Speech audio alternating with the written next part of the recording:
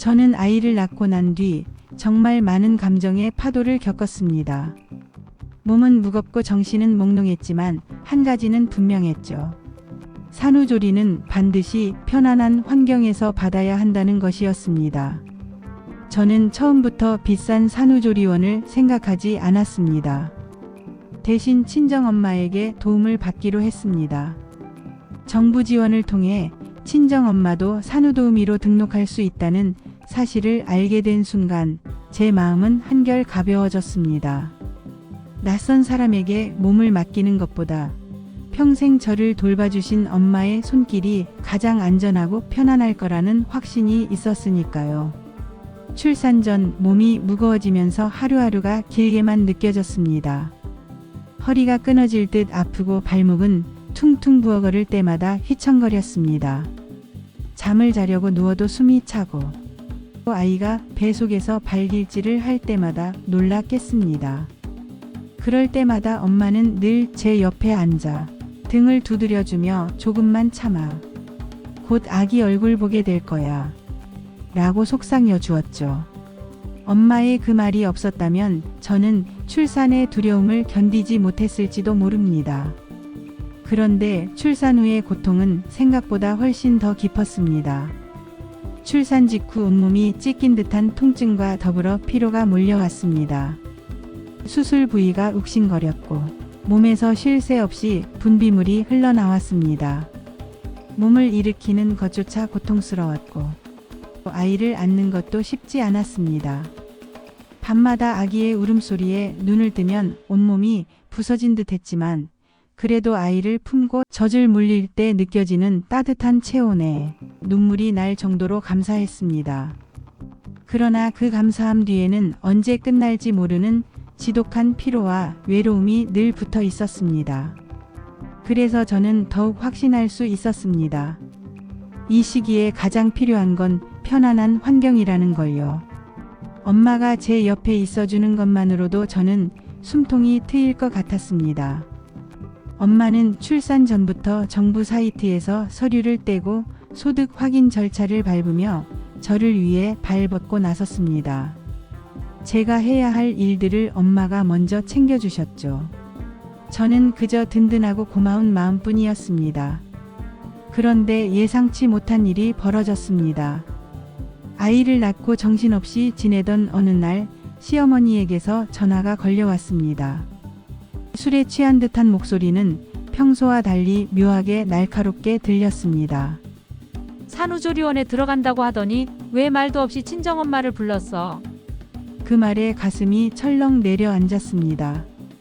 이미 몸은 지쳐있고 마음은 산산이 부서져 있는 상황에서 저는 또 다른 감정의 폭풍을 맞닥뜨린 셈이었습니다. 최대한 침착하게 대답했습니다. 어머님, 조리원보다 엄마가 더 편하기도 하고 아이 낳고 나면 계속 누워 있어야 하잖아요. 온갖 분비물도 나오고요.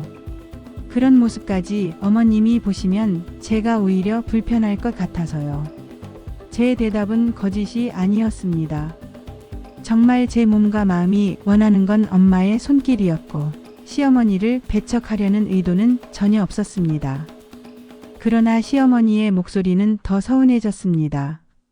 나도 자격증이든 교육이든 다 받아서 도움이 해줄 수 있었는데 서운하다. 그 순간 제 가슴은 답답함으로 가득 찼습니다.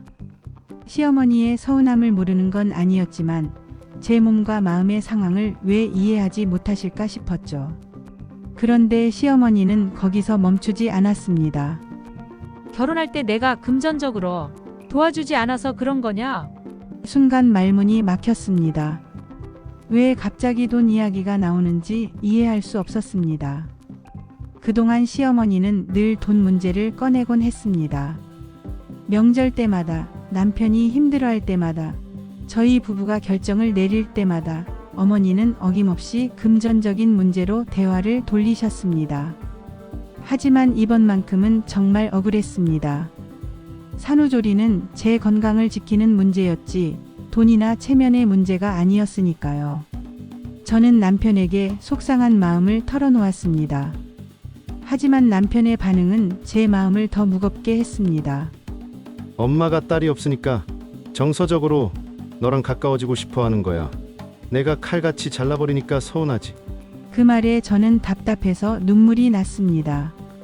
남편은 왜 제 마음을 이해하지 못할까요? 이건 감정 문제가 아니라 제 몸을 지키는 문제인데 말이죠. 사실 시어머니와 저 사이에는 늘 보이지 않는 벽이 있었습니다. 명절이면 시댁에 가서 늘 분주하게 움직여야 했습니다. 과일을 깎고 국을 끓이고 장을 보러 나가고 그 모든 일을 하는 게 당연하다고 여겨졌습니다. 시어머니는 나는 가만히 앉아 있는 걸 못 본다며 일을 시켰습니다. 저는 늘 긴장된 얼굴로 움직였고 실수라도 하면 곱지 않은 눈빛을 받아야 했습니다. 그런 기억들이 켜켜이 쌓인 상황에서 제가 누워만 있어야 하는 산후 기간에 시어머니와 함께 지내는 것은 제게 공포처럼 다가왔습니다. 과연 시어머니가 친정 엄마처럼 나를 있는 그대로 바라봐 줄까? 이 생각이 떠오르면 가슴이 조여왔습니다. 엄마는 제가 땀에 젖어 있든 분비물로 옷이 젖든 머리가 산발이든 그 어떤 모습이라도 다 받아들여 줍니다.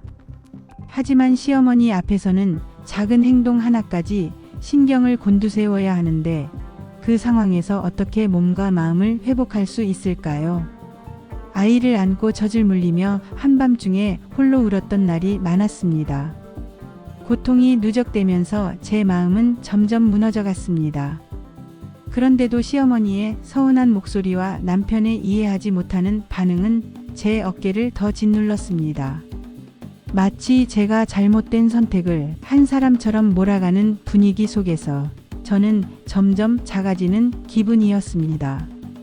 하지만 시간이 지나면서 한 가지는 분명해졌습니다. 산후조리는 누구의 허락을 받아야 할 일이 아니었습니다. 제 몸은 제 것이고 제 선택은 존중받아야 했습니다. 물론 시어머니의 외로움과 서운함을 이해하려 애썼습니다. 외동아들을 키우며 정서적으로 메마른 부분이 있었을지도 모릅니다. 하지만 그것과 제 산후조리는 분명히 다른 문제였습니다. 저는 가끔 상상해 봅니다. 만약 제가 시어머니의 기대를 맞추려 조리원을 갔더라면, 아니면 시어머니를 산후도우미로 모셨더라면 제 몸은 더 지쳐버리고 마음은 더 무너져 내렸을 겁니다. 그랬다면 아기를 돌보는 기쁨 대신 끝없는 피로와 눈물만 남았을지도 모릅니다. 이제는 확신합니다. 제가 친정엄마를 선택한 건 옳았습니다. 엄마의 손길 아래에서 회복하고 아이를 품에 안으며 조금씩 웃음을 되찾았던 그 시간은 제 인생에서 가장 소중한 순간이었습니다. 그 따뜻한 시간 덕분에 저는 무너질 뻔한 제 자신을 지킬 수 있었습니다. 산후조리를 통해 저는 깨달았습니다. 이 시기는 타인의 기대나 감정이 아니라 산모의 목소리가 가장 존중받아야 한다는 것을요. 저는 며느리이기 이전에 아기의 엄마이고 제 삶의 주체입니다. 제 선택은 결코 이기적인 게 아니었습니다. 저와 아기를 지키기 위한 가장 인간적인 선택이었을 뿐이었습니다. 산후조리는 당사자인 산모의 의사가 가장 중요하지 않을까요? 이야기 잘 들어주셔서 감사합니다. 구독과 좋아요는 큰 힘이 됩니다.